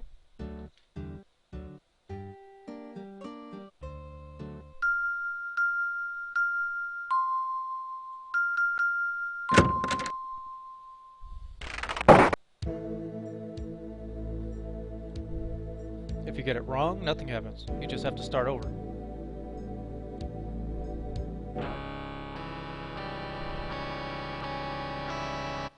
Ah, you're just in time to witness a magnificent scientific experiment. I have managed to harness the very primal force of lightning at my beck and call. Now I shall use it to create life itself. Watch this.